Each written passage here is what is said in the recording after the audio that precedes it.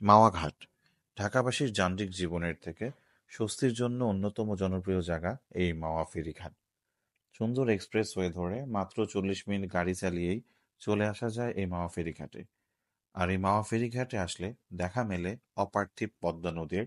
এখানের মানুষের নদীকেন্দ্রিক জীবিকার, হরেক রকমের খাবার হোটেলের এবং সেখানের হরেক রকমের খাবারের আইটেমের, নদীর চরের, পদ্মা সেতুর এবং অবশ্যই যেটা যে এই এলাকার বিখ্যাত টাটকা ইলিশ মাছের। অনেকদিন পরে যেটা যে কয়েকজন বন্ধু বান্ধব নিয়ে তাই হুট করে প্ল্যান করে চলে গিয়েছিলাম মাওয়া ফেরিঘাটে। তো চলেন আমাদের মাওয়া ফেরিঘাটের আমাদের দিনটা কেমন কেটেছিল সেটা আপনাদের সাথে তুলে ধরা যাক। বন্ধুরা সবাই আমরা মতিঝিলে একত্রিত হয়েছিলাম আজকে যাত্রা শুরু করার জন্য।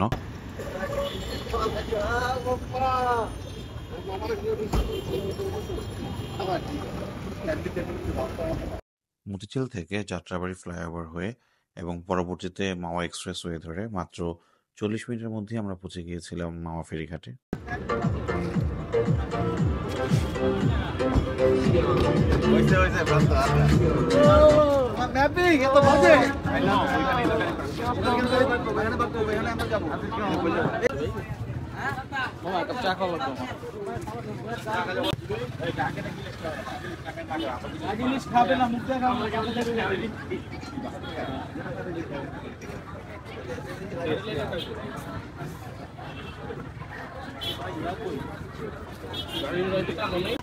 ভালো, ঠিক আছে, 7টা ঠিক আছে, ঠিক আছে।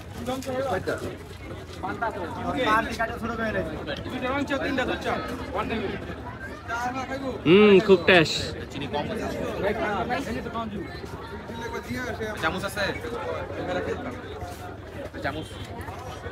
দারুণ একটা চা পান করার পরে আমরা চলে গিয়েছিলাম নৌকার ঘাটে। তো এই ঘাটে আসলে আপনারা যেটা দাম দর করে নৌকা ভাড়া করে পদ্মার পাড় এবং পদ্মা নদীর আশেপাশের এরিয়া ঘুরে দেখতে পারেন। তো এখানে আপনারা যেটা জনপ্রতি 100 টাকা করে ঘুরে দেখতে পারেন, অথবা যেটা পুরোটা নৌকা রিজার্ভ করে ঘুরে দেখতে পারেন। তো আমরা অনেক দামাদামি করে 1000 টাকা করে রিজার্ভ নিয়েছিলাম আমাদের নৌকা।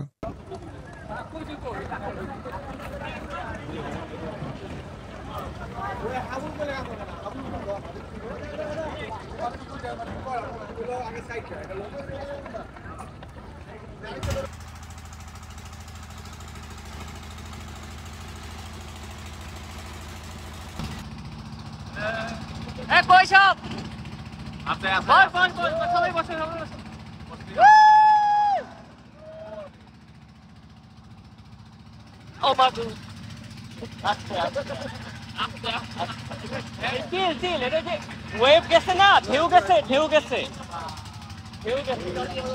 এটা ঢেউয়ের জন্য। হ্যাঁ হ্যাঁ,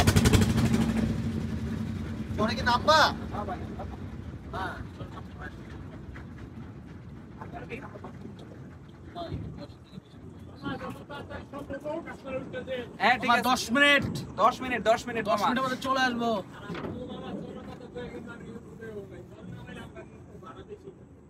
আরে মা কত গুণ আর তোমার আর তোমার কি চরে একলাই থাকবো নাকি আইসকা? তোমার হলে আইছি তো নামও 10 মিনিট।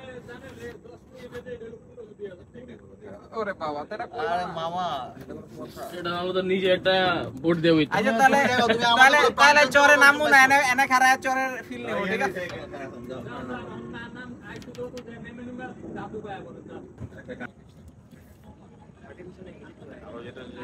ব্রিজ হওয়াতে যেটা হয়েছে গতি চেঞ্জ হয়েছে।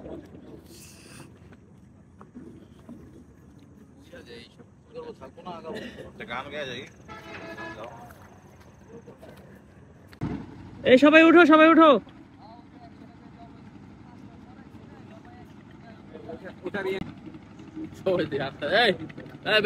এই উঠো সবাই। এই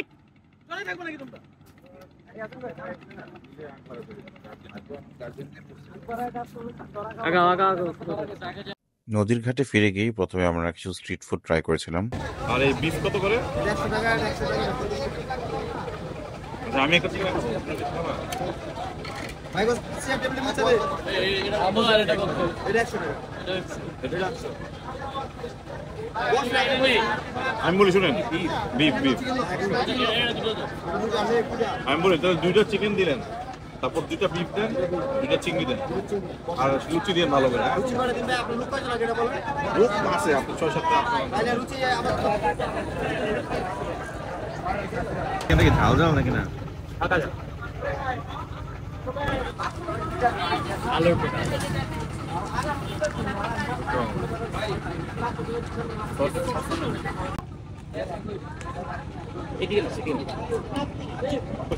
এই যে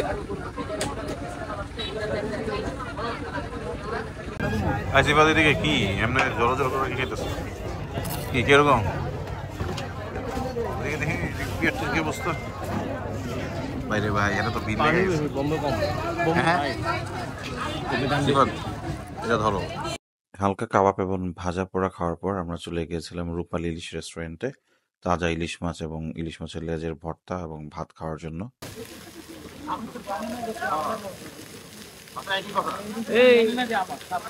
আমি বুঝলাম না কই যাবা? নেতা আছে নেতা নেতা তুই জানো গেলি আসসালামু আলাইকুম ভাই ওয়ালাইকুম আসসালাম ভাই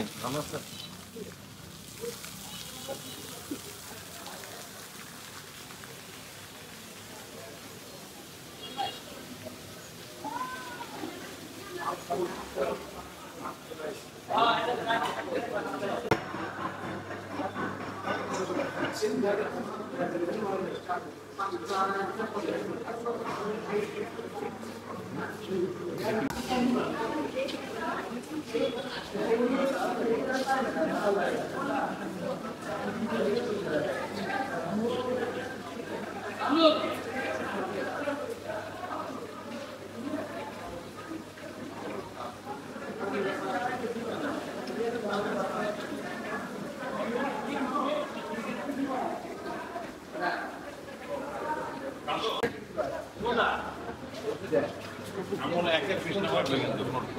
দুই পিস লাগবে না। পুরো 2 নম্বর পিসে দেবো না এক এক। এই নিচে রাখা আর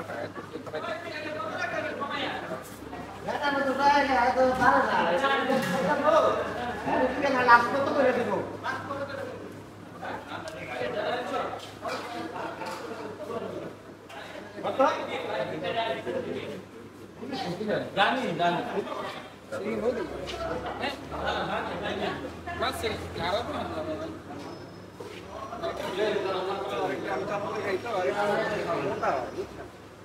খারাপ হতো একটু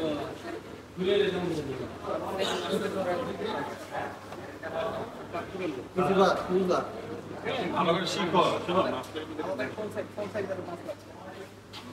সবাই যদি মাছ খেলে তো দুইটা পুরো মিডিয়াম সাইজের লাগবে রূপালী ইলিশ পদ্মার অরিজিনাল টাটকা ফ্রেশ পদ্মার ইলিশ খাইতে হলে রূপালী ইলিশ আসতে হবে সবাই এই দুটা কত রাখবেন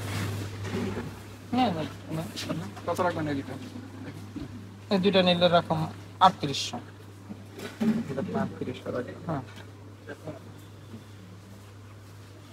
অনেক দামাদামি করার পর ফাইনালি আমরা এই মাছ দুইটি 3000 টাকার মধ্যে নিয়েছিলাম তো চলেন যেটা যে মাছের রান্না করার প্রসেসটা একটু তুলে ধরা যাক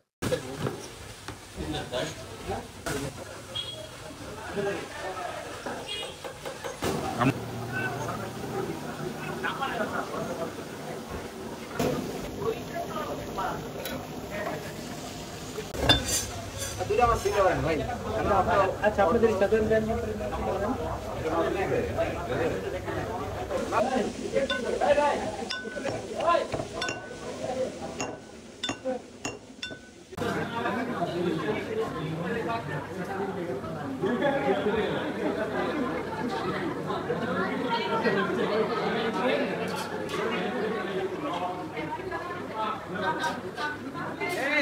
দাও টিস্যু বক্স দাও দুইটা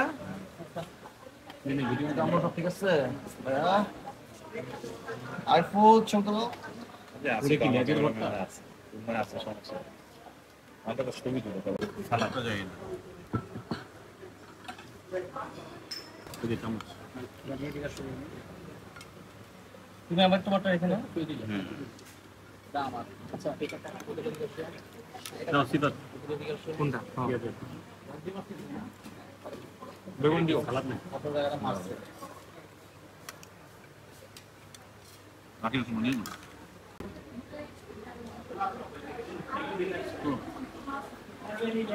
বেশ ভালো তোমার ছিল মজা আছে কামড় মাছ ভালো চুজ করছে।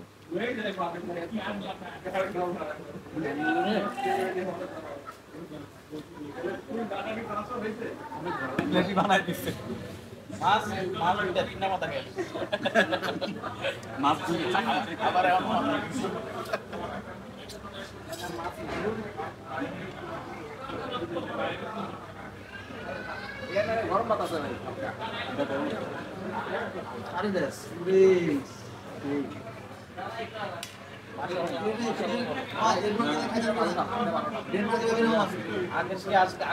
এখন শেয়ার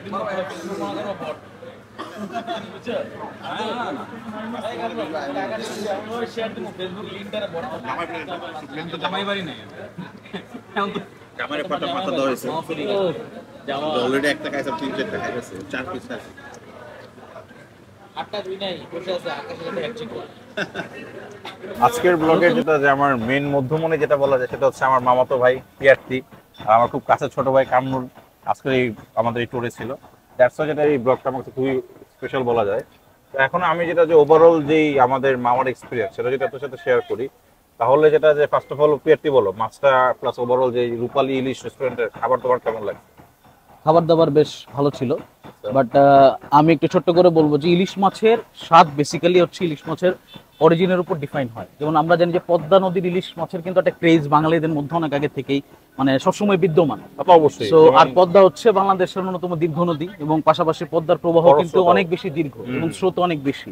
তো বেশ কিছু ফ্যাক্টরের কারণে ইলিশ মাছের স্বাদটা বেসিক্যালি একটু একদম অন্যরকম লাগে পদ্মার ইলিশের স্বাদটা। তার উপর যদি আমি একটু ব্যাখ্যা করে বলি, ইলিশ মাছ পদ্মার ইলিশ বেসিক্যালি অনেক দীর্ঘ সমুদ্র পাড়ি দেওয়া তারা বেসিক্যালি হচ্ছে দেখা যায় দীর্ঘ সময় অনেক কিছু ইনহেরিট করে না বা অনেক কিছু খায় না। আর উইদিন দিস টাইম তারা বেসিক্যালি হচ্ছে পদ্মার যে প্ল্যাঙ্কটন থাকে ওয়াটার ফ্রি থাকে তারা সেগুলো গ্রহণ করে এবং এক সময় যে মিঠা পানিতে যায়। তো এই মিঠা পানিতে যাওয়ার ফলে যেটা হয় যে তাদের মধ্যে যে তেলটা জমা হয় সেটা ভেঙে একটা অ্যাসিড তৈরি হয় যেটাকে আমরা বলি হচ্ছে পলি আনস্যাচুরেটেড ফ্যাটি অ্যাসিড।